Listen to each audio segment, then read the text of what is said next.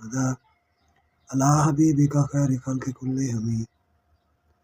أعوذ بالله السميع العليم من الشيطان الرجيم. بسم الله الرحمن الرحيم. والعصر إن الإنسان لفي خسر إلا الذين آمنوا وعملوا الصالحات وتواصوا بالحق وتواصوا بالصبر. صدق الله العظيم وصدق رسول النبي الكريم ونحن على ذلك من الشاهدين والشاکرین والحمد للہ رب العالمین. محترم سامعین ناظرین،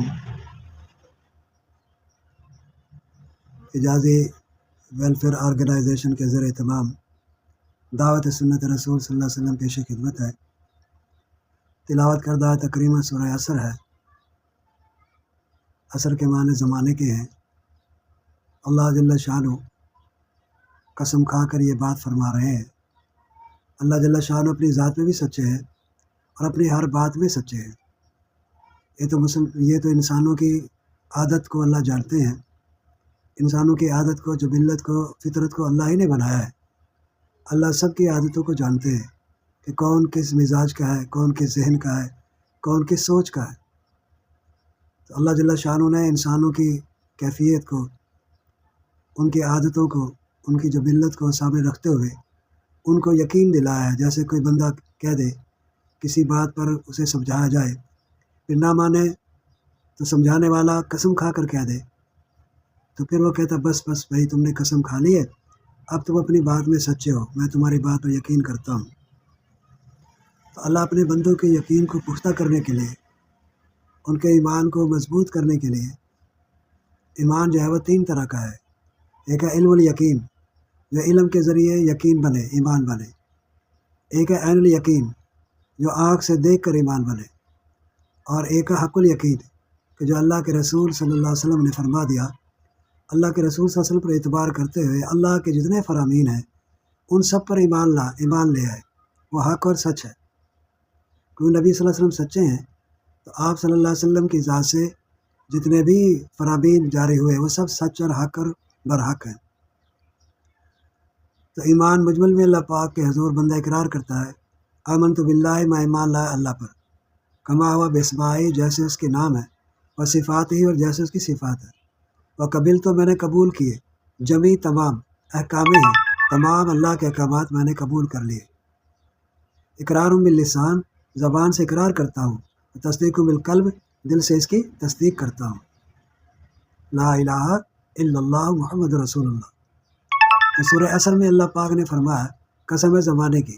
حدیث پاک کا مفہوم ہے کہ زمانے کو برا نہ کہو. زمانہ اللہ کے ناموں میں سے ایک نام ہے. زمانہ نہیں بدلتا. انسانوں کے اپنے عقیدے، اپنے خیالات بدلتے ہیں، اور ان کے اعمال بدلتے تو حالات بدلتے ہیں. اعمال کا دار و مدار بندے کے حالات کا دار و مدار بندے کے اپنے اعمال پر ہے. اللہ پاک کے فرمان کا مفہوم ہے کہ دنیا میں بحر و بر میں، خشکی و تری میں جتنا بھی فساد نظر آ رہا ہے، بما کسبت ایدی، یہ تمہارے اپنے ہاتھوں کی کمائی ہے. یہ تمہارے اپنے ہاتھوں کی کمائی ہے. لہا ما کسبت وعلیہا ما اکتسبت، جیسی جو محنت کرے گا ویسا اپنا کیا پائے گا.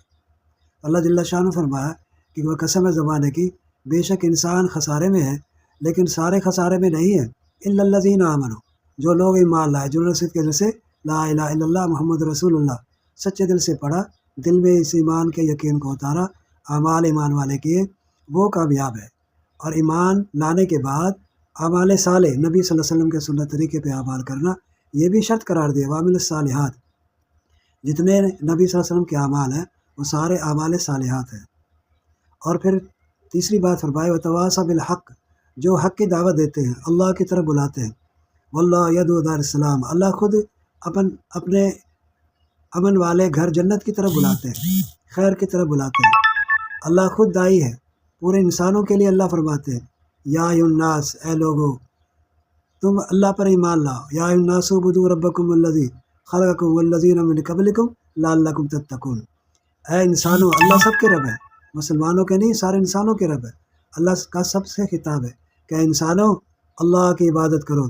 وہ اللہ جس نے تم سے پہلے انسانوں کو پیدا کیا، تمہیں بھی پیدا کیا، اور تم ہی اللہ کے حکم سے دنیا میں رہو گے، اللہ کے حکم سے ہی جاؤ گے.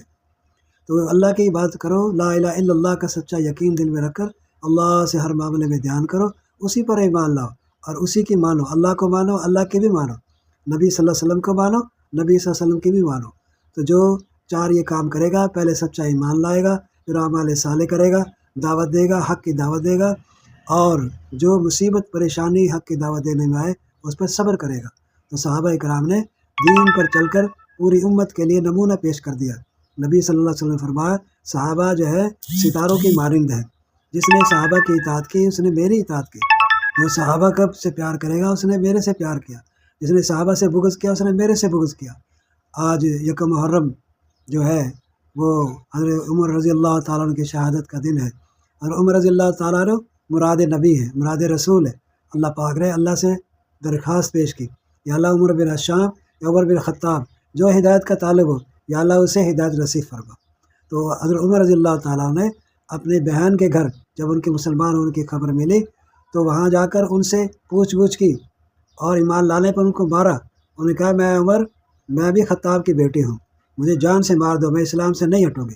جب ان کے منہ سے تھپڑ پر خون نکلا ان کا دل پسیج گیا، اور ان سے پوچھا دکھاؤ مجھے کیا پڑھ رہے تھے؟ تو انہوں نے فرمایا ایسے نہیں، مشرک جو ہے وہ نجس ہوتا ہے، پہلے پاک ہو جاؤ، پاک کپڑے پہنو، پھر یہ قرآن اللہ کا صحیفہ جو ہے اس کو دیکھو، پڑھو، سمجھو۔ تو انہوں نے اس کو سمجھا، اور سمجھتے اللہ کے قرآن کا اثر ہوا، دل بدل گیا، خود طلب پیش کی کہ چلو مجھے لے کے چلو۔ تو جو طلب دکھاتا ہے اللہ اسے ہدایت دیتے ہیں، اللہ طالب کو محروم نہیں کرتے، جو طلب نہیں دکھاتا اللہ اسے ہدایت نہیں دیتے۔ عمر رضی اللہ تعالیٰ ایمان لائے تو آپ نے علی اعلان کعبے میں جا کر اعلان کیا کہ مسلمان ہو گیا ہوں، اور وہاں عبادت کی۔ عمر رضی اللہ تعالیٰ عنہ جب انہوں نے ہجرت کی تو علی اعلان وہاں سے رخصت ہوئے اور اعلان کیا جس نے اپنی بیویوں کو رانڈ کرنا ہے، جس نے بچوں کو یتیم کرنا ہے، وہ میرے سامنے آئے اور مجھے روکے، میں اللہ کے رسول کی تعمیل میں، اللہ کے حکم کے اور اللہ کے رسول کے حکم کی تعمیل میں ہجرت کر رہا ہوں، مدینے جا رہا ہوں، کسی کی جرت نہ ہوئی۔ عمر رضی اللہ تعالیٰ نے 22 لاکھ مربع میل پر حکومت فرمائی اور اسلام کو سربلند کیا۔ عمر رضی اللہ تعالیٰ سے ایک صحابی نے کہا کہ عمر نے اسلام کو چمکا دیا، تو عمر رضی اللہ تعالیٰ فرماتے نہیں، یہ بات نہیں ہے، بلکہ عمر اسلام سے چمکا ہے، تو جو بھی چمکا اسلام سے چمکا ہے۔ انہوں نے اللہ کے دین کو سربلند کیا اور اللہ کی بڑائی پوری دنیا میں اللہ کا دین پہنچایا، تمام مسلمانوں کو یکجا کیا، تمام مسلمانوں کو دین عالی کی محنت پر راغب کیا، پوری دنیا میں اللہ کا دین سربلند کیا۔ حضرت عمر رضی اللہ تعالیٰ عنہ نماز پڑھا رہے تھے، ابو لولو جو دشمن تھا، مجوسی تھا، اس نے پیٹھ میں آپ کے خنجر مارا، اس سے آپ زخمی ہوئے، صحابہ نے اس کو پکڑا، بہت سے صحابہ زخمی ہوئے، آخر اس کو پکڑ لیا گیا، پوچھا کون تھا مارنے والا، بتایا گیا ابو لولو فیروز تھا، مجوسی تھا۔ تو شکر ادا کیا کہ میں کسی مسلمان کے ہاتھوں مجھ پر حملہ نہیں ہوا۔ دودھ پلایا گیا تو زخم سے دودھ نکلنے لگا، تو حضرت عمر رضی اللہ تعالیٰ عنہ نے اپنے بیٹے حضرت عبداللہ بن عمر رضی اللہ تعالیٰ کو بلایا کہ جاؤ اما عائشہ صدیقہ رضی اللہ تعالیٰ کے پاس جاؤ، ان سے عرض کرو کہ عمر کی یہ خواہش ہے، درخواست ہے کہ اگر آپ اجازت دیں تو میری میت جو ہے وہ حضور صلی اللہ علیہ وسلم کی صحبت میں دفن کی جائے۔ تو وہ درخواست لے کر گئے تو عائشہ صدیقہ رضی اللہ تعالیٰ عنہ رو پڑی اور فرمانے لگی کہ یہ اسی کا حق تھا، لیکن تمنا تو میری تھی کہ میں یہاں نبی صلی اللہ علیہ وسلم کی صحبت میں مرنے کے بعد بھی رہوں۔ حضرت علی رضی اللہ تعالیٰ فرماتے اس کا مفہوم ہے کہ ہاں عمر تیرا ہی حق تھا یہاں رہنے کا، میں نے کئی دفعہ نبی صلی اللہ علیہ وسلم سے براہ راست یہ سنا ہے کہ قیامت کے دن دائیں طرف ابو بکر اور بائیں طرف عمر ہوگا، میرے آس پاس میرے عمر ہوں گے، آخرت میں دونوں میرے ساتھ ہوں گے، دنیا میں بھی ساتھ رہے، آخرت میں بھی ساتھ ہوں گے۔ تو یہ اللہ پاک نے ان کو اعزاز بخشا۔ تو جب میت کو لے جانے لگے تو انہوں نے تاکید کی تھی اپنے بیٹے سے کہ میت وہاں رکھ کر حضور صلی اللہ علیہ وسلم کے روضہ اطہر پر جا کے پھر اما عائشہ سے اجازت لینا، کہ کبھی امیر المومنین ہونے کی وجہ سے انہوں نے یہ ڈر کر بات نہ کی ہو، دب کر بات نہ کی ہو، پھر پوچھنا، اگر وہ اجازت دیں تو پھر مجھے وہاں دفن کرنا۔ عمر رضی اللہ تعالیٰ عنہ مرنے سے پہلے اپنے بیٹے حضرت عمر سے فرماتے ہیں، حضرت عمر رضی اللہ تعالیٰ عنہ اپنے بیٹے عبداللہ سے فرماتے ہیں عبداللہ میرا سر زمین پہ رکھ دو۔ انہوں نے فرط محبت سے ان کا سر اپنے پاؤں پر پٹ پر رکھ دیا، فرمایا نہیں نہیں نیچے رکھو، زمین پر رکھو، زمین پر پاؤں رکھا، اور پھر انہوں نے اللہ کے حضور درخواست کی، اے عمر اگر اللہ پاک نے تیری مغفرت نہ کی تو برباد ہو جائے گا۔ اللہ سے اپنی ناک رگڑ کے زمین پر معافی مانگی۔ تو میرے بھائی، عمر رضی اللہ تعالیٰ کی زندگی کو جو اپنائے گا وہ بہادر بھی ہوگا، دلیر بھی ہوگا، ایمان والا بھی ہوگا، اور دوسروں کو ہدایت پر لانے کا اللہ سے ذریعہ بھی بنائیں گے۔ اللہ جل شانہ کا فرمان ہے، ان الذین فتنوا المؤمنین والمؤمنات ثم لم یتوبوا فلہم عذاب جہنم ولہم عذاب الحریق۔